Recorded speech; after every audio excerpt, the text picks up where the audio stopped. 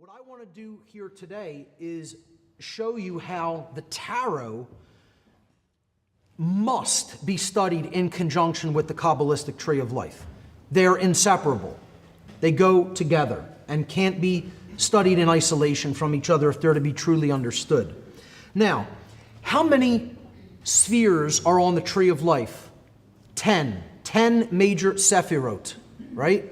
The sphere called Da'at was not one of the sephirot. It was considered in the Kabbalistic tradition the place from which the tree grows, or the origin of the tree.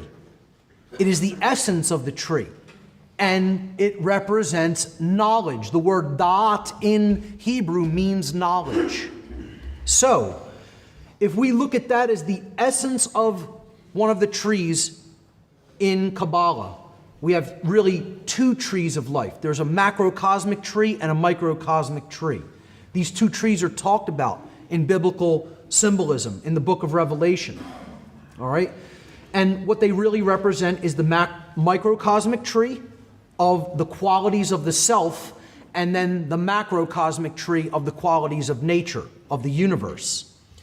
So what I did right here is I took the first 11 cards of the major arcana, and I dealt them in a very specific progression onto the Kabbalistic Tree of Life.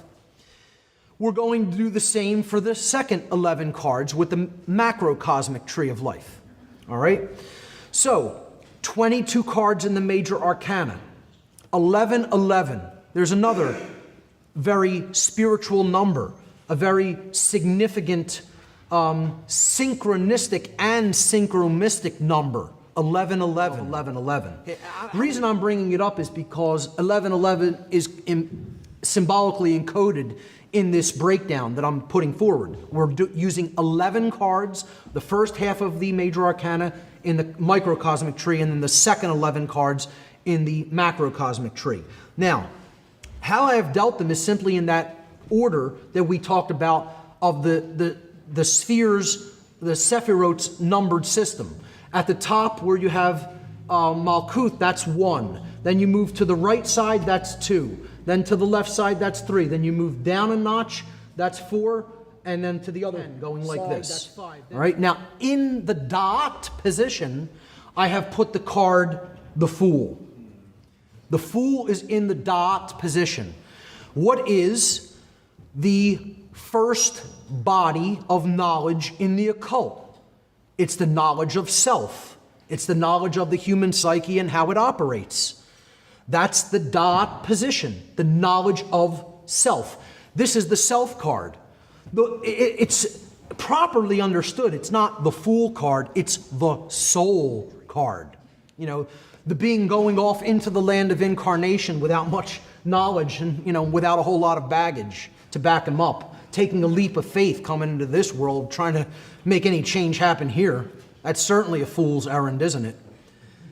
But, not to be dissuaded from that work, this is also a leap of faith and an act of will, that he's going to go into that realm and survive it and create a change. Because it's not just him being in a naive state, it's him also being in a trusting state with the light at his back. The light has his back, the sun. It's the sun card. The 0 card, it's the no thing. It's the pure essence of spirit, or the spark of the divine. Amazing symbolism just contained in that one card. Then we're going to look at all 10 of the cards, but backwards from 10 to 1. This is the Fool's journey. The Fool's journey from darkness and ignorance at the bottom of the tree in Malkuth, in worldly, earthbound identification, all the way up to the position of self-mastery as the magician or the magi at the crown level of Keter on the Tree of Life. So here we go with the journey of the soul, the journey of the self, the Fool's journey. And there I'm showing where the Fool is at the dot position. All right, now we're going to start at Malkuth. Let's go down to Malkuth, the bottom of the Tree of Life, at the Wheel of Fortune, card number 10.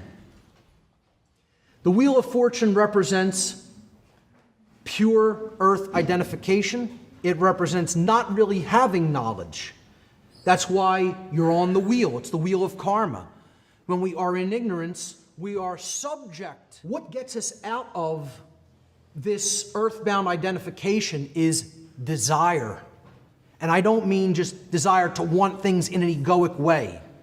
I'm talking about the desire for more, the desire for betterment within the self. Okay, the desire for self-knowledge, the desire to know oneself, and then to know also about the realm in which we operate, the natural world and its laws. So, when we make that decision to develop that desire for truth, for light, for knowledge, that's where the hermit comes in. The hermit card represents the desire for knowledge. See, he's not in a state of knowledge. He's not the purified being in the white robe. He has gray robes on. He's humbled. He knows that he doesn't know. He knows how much he still has to learn. And he's lighting the lamp to go off in search of knowledge and understanding and wisdom, you know?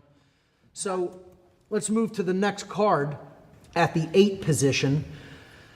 And this would be, we would be at the solar plexus chakra level on the Tree of Life at this point. Again, this is a dualistic chakra. This is a dualistic level of the Tree of Life. There is, on the feminine pillar, which is depicted on the left side of the Kabbalistic tree, there's the internal qualities of the self. And on the right-hand side, there's externalized qualities. So you have to look at that pillar going up and down the left-hand side, those 3 cards. That's known as the pillar of severity. But in Kabbalistic terms, what that pillar represents is internal qualities. It can represent darkness as well, if you look at it from a certain perspective. That which is not readily seen, which is on the inside, that you have to penetrate a little bit deeper to see or to find. And then these 3 cards on the right-hand pillar, the pillar of mercy, are the more masculine or active properties of the self, as we'll see. Okay? So at this level, this is the courage or strength card. And the 2 aspects of will, there's an internal quality, which is courage, right?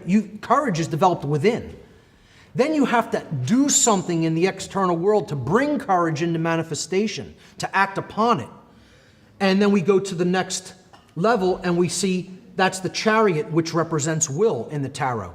So you had the one card with the woman holding the lion's mouth open fearlessly, which represents courage. Okay, that's an internal feminine quality. Now you have the masculine quality of getting things done in the real world, the will to act. Male and female. All right, you know, it's not just about sexual union. We're talking about unifying the masculine and feminine aspects of self, such that we develop true care, the generative principle.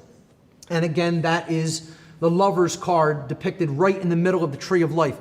This position, the Tiferet position on the tree, every card is connected to. Every card has direct path, line of sight to the Tiferet card, because that's the central focus of the tree. The generative principle, the heart, is at the core of everything, what we care about enough to do in our life or to put into manifestation in our life is actually what gets done and gets manifested. And that's why it's called the generative or creative principle. Let's move up another level, and we are at the severity Sephirot. Geburah, the Hierophant is there. Now, this card is placed on the pillar of severity. It's at the sphere called severity, Geburah, and this card represents working with the self, actually motivating yourself to change. And that's why it's called severity. It's like the parts of yourself you have to whip into shape. The parts of yourself you don't, once you've arrived at a certain level of knowledge and understanding and care, how do you work with other people to help them to manifest change in their own lives? And that's why the emperor it's the symbol of state, because it's the thing that does influence, quote unquote, control toward others. I'm not saying that means you want to go out and try to control everybody else, but it's the symbol of external influence, let's call it, whereas the Hierophant or Pope is the symbol of internal influence upon oneself. I hope that's clear and makes sense to people. We're coming up now to the next chakra, which is the third eye chakra, representing true intelligence. So we have a feminine aspect to that and a masculine aspect to that on the two sides of the tree, respectively. The Empress is at the top of the feminine side of the microcosmic or soul tree of life, the personal aspects of the tree of life. This is the Binah Sephirah, and Binah means understanding. Understanding is an internal quality, as we talked about. You know, it's what goes on within yourself. You take in the knowledge, you process it through mental processes, and then you come to a level of understanding internally. So the high priestess, while of course depicting the goddess, in this case the goddess Isis, is a feminine figure on the card. This card represents the top of the masculine pillar on the tree of life as an active quality. The goddess represented wisdom, and you see her between the two pillars, similar in Freemasonry, Boaz and Jachin, or Yakin. And of course, these are corollaries to the pillar of severity and the pillar of mercy in the Kabbalistic tree as well. So again, Freemasonry, Tarot, Kabbalah, they all have to be studied in conjunction with each other. They are not separate sciences. They're really, again, many paths to the same destination. It's a different way of explaining correspondences and knowledge, but you get to the same end result. So that's when we move toward the highest level of consciousness, self-mastery, sovereignty, true self-respect, true self-love, actively being involved as a magician in this world. The magician is the one who stands between the realms, who stands between the worlds. You know, again, he has his head in the cosmos, but his feet on the ground. He is an anchoring point. He is a bridge. He's bridging the light of the Creator down to the world, which is why he has the scepter of power connected to the higher realm, but he's pointing at the earth. And he's mastered all the forces of nature. The wand, the sword, the cup, and the pentacles, earth, air, water, and fire, the four elements again. Okay, so this card represents self-mastery from total ignorance and base identification at Malkuth, coming up through all those other characteristics of the self on the personal journey on the microcosmic tree to the highest level, to Keter, or the crown chakra, which represents total self-mastery.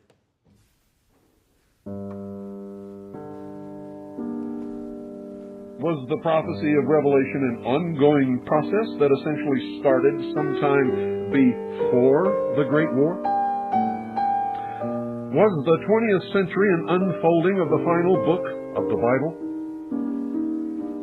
When the Great War finally ended, on the 11th hour of the 11th day of the 11th month, the old world, with its noble and imperial ways, was well and truly dead.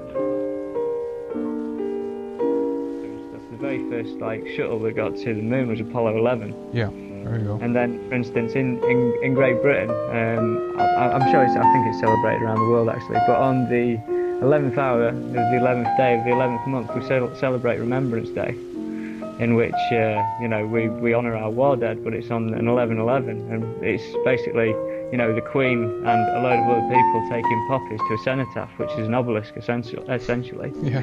So little strange events going on all over the place. Indeed. I mean, talking about the Queen moving into royalty, and this is where I'll lead much deeper into royalty later on. But basically, if you look into the history of the word crown and the royal crown, the word crown was derived from Anglo-French word called couronne, which is derived from Latin for corona. But the year that the word crown, was first established was in the year 1111. Huh, really? That's interesting. Right. Huh, So, wow. you can't just say that these are coincidences. All of these things that are kind of connected up. And